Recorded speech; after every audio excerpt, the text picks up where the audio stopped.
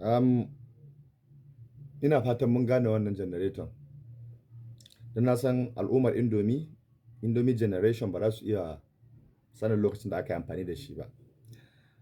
Wato abin da ke faruwa wannan janareton a lokacin da na fara saninsa lokacin da ya fito lokacin mulkin Sani Abacha ana sai da shi naira 2000 zuwa naira 3000. Sannan lokacin mulkin Obasanjo farashinsa ya kai har naira 5000. Allah ya ji kan Umar Musa Yar'adua shi ma a lokacinsa janareton yana iya kaiwa naira 7000. Sannan a lokacin mulkin Ebele Jonathan Goodluck ya kai har naira 15000. Sannan idan ban manta ba a mulkin Buhari kafin ya sauka Allah ya masa rahama janareton nan sai da ya kai naira 70,000. A yanzu kuma da nake maka wannan magana idan kana neman ainihin wannan janareton mai kyau din original din sai ka soke kuɗin da suka kai naira 150,000 zuwa naira 200,000. Su mutane za su yi tunanin me yasa nake ta maganan janareto. Maganar ba wai akan janareton ba ne. Wato darasin da ke cikin wannan abun idan har muna yankewa hukunci akan gazawar shugabanni saboda hauhawar farashi ne, to akwai rashin adalci a cikin wannan al'amarin. Dan tsaya tukunna kafin a fara surutu zan je kan wajen. Akwai wajen da suke da laifi akan hauhawar farashi. Amma akwai wajen da kuma shi hauhawar farashi zamani ne yake tafiya da abu. Kowane irin shugaba ka kawo, kowane irin mutum ka kawo duk adalcinsa, duk ƙoƙarinsa, duk kishin ƙasansa, duk yadda ya san tattalin arziki akwai lokacin da sai abubuwa sun haura.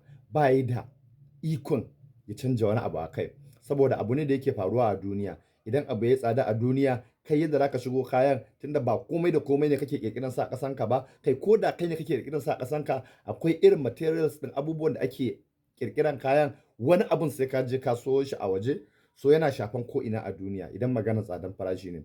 Abin da nake nufi bari yi misali guda ɗaya. A da a baya ana sai da mota maybe a lokaci na har naira 50,000 70,000 a wajejen shekara ta 1995 ko so.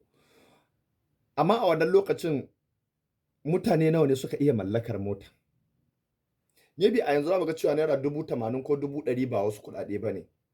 Amma a wancan lokacin mutanen da suke wannan zamanin mallakar kuɗin a wajensu ba zai yiwu ba. Wa'inda za su iya mallakar wannan kuɗin ɗaiɗaiku ne a cikin al'umma.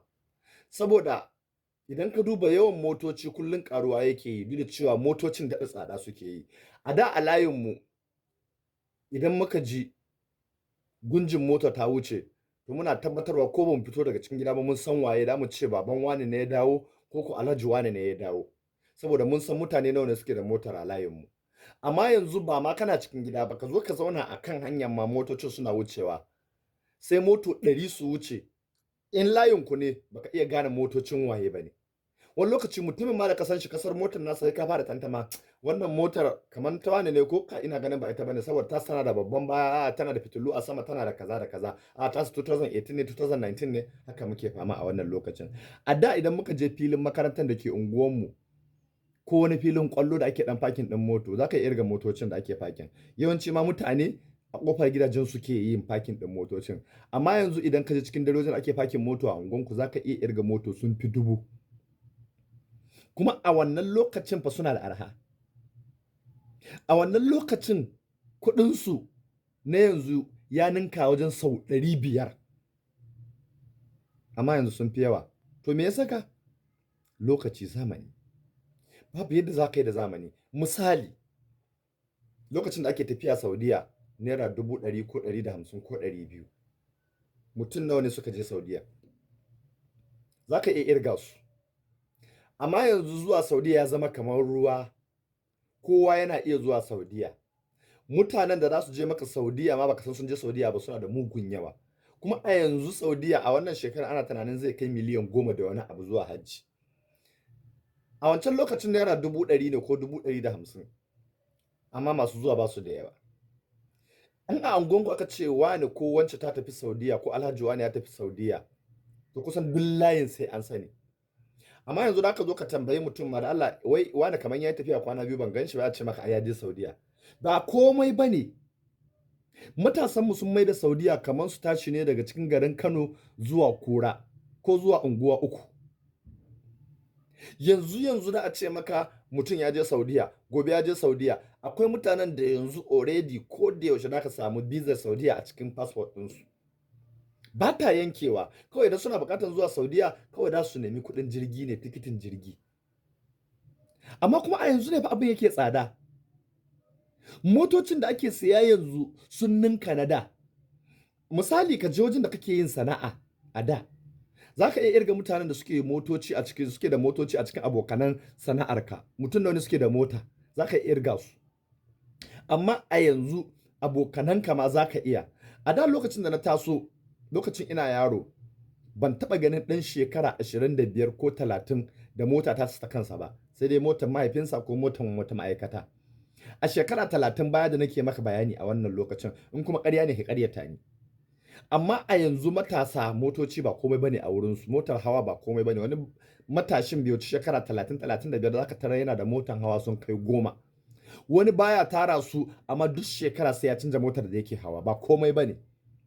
Za ka ji unguwar talakawa, unguwar da babu ginin kirki a da, ka tarar da gaba ɗaya za ka iya irga motocin da ke nan. Amma yanzu duk talaucin unguwa ko duk talaucin ƙauye ka samu mota sama da 2 ko 5. Haka al'amarin yake. Shi wannan tsadar rayuwa yana samuwa ne daga yanayin tafiyar zamani. Babu yadda za mu yi. Abu kuma in yi gaba ya yi gaba. Kamar yadda rayuwar take inganta, haka abubuwan ma da darajar su yake inganta, haka kuɗin yake zama wani irin abu ba komai ba. Da yanzu za ka ga mutum kafin ya samu naira miliyan 10 abu ne mai aiki. Amma yanzu duk da cewa har yanzu aiki ne a wajen wasu, da yawa aiki ne a wajen wasu. Amma akwai kaso na al'umma da yawa wannan wanda bai zame musu aiki ba, wanda da kuma ba haka ba ne. A nan wurin abin da zan ce, shi matsalar da ya kamata ka yanke ma shugaba hukunci a kansa shine samar da tsaro da zaman lafiya. Domin sai da tsaro ake komai. Idan matalaka yana so ya gina kansa, yana so ya yi kasuwanci, yana so ya yi noma, yana so ya yi kiwo, to dole sai ya samu tsaro. Domin idan babu tsaro, so wayannan abubuwan duk ba za su iya samuwa ba. A duk lokacin da ka fita gona kana ɗarɗar, a duk lokacin da ka fita kiwo kana ɗarɗar, a duk lokacin da ka fita sana'a kana ɗarɗar. To wannan hakkin shugaba ne ya samar da tsaro da zaman lafiya. Sannan na biyu, aikin yi, ya samar da masana'antu da kamfanoni. Wannan abu ne da ya kamata dole ne gwamnati ta tashi a kan shi.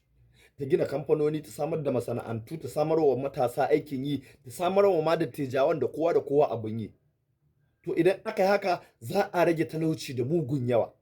Sannan na uku, hanyoyi da samar da ruwan sha.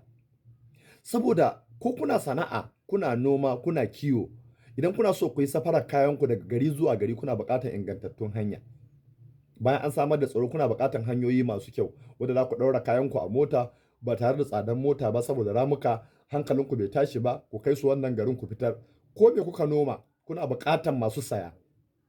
Sannan idan masu sayan nan babu hanyar da za su zo su saya, akwai matsala. Idan ku babu hanyar da za ku fitar da shi, akwai matsala. To wannan hakkin gwamnati ne ta samar mana da ruwan sha, ta samar mana da hanyoyi da ya kamata, ingantattun hanyoyi. Sannan na gaba, tsaftar birni da karkara. Dole hakkin gwamnati ne ta tsaftace birni, ta tsaftace karkara. Dukkan wajen da ake tara shara ta tabbatar da cewa ta samar da magudanan ruwa, ta yi magana akan zuba shara a magudanan ruwa, ta tabbatar da ta kautar da datti saboda yana samar da lafiya, yana inganta birni, yana inganta yanayi kansa. Saboda zafin da muke fama da shi irin na climate change, na canjin yanayi, dukkan irin wannan abubuwan yana faruwa ne. Amma idan aka ce akwai tsaftar birni da karkara, duka hatta lafiya za ta karu a jikin al'umma. To wannan hakkin gwamnati ne ba hakkin kowa ba. A kullum addu'a shine ba tsadan abun ba. Idan Allah ya kawo mana hawa farashi da tsadar rayuwa, muna roƙon Allah ya hore mana abin da za mu iya saya tun daga ƙasa har sama. Kada kowa ya rasa. Idan ka ji kana complain abu yayi tsada, abu ba za ka iya saya ba, to kana duba aljihunka ne, kana duba abin da kake da shi ne. Amma idan za ka saya abin naira 100, ka san kana da naira miliyan 100. Yau in ya zo ya zama naira 200, hankalinka ba zai tashi ba. Babu yadda za hankalinka bai tashi ba. Wannan shine mahangata, wannan shine fahimtata, wannan shine ra'ayina. Yawwa.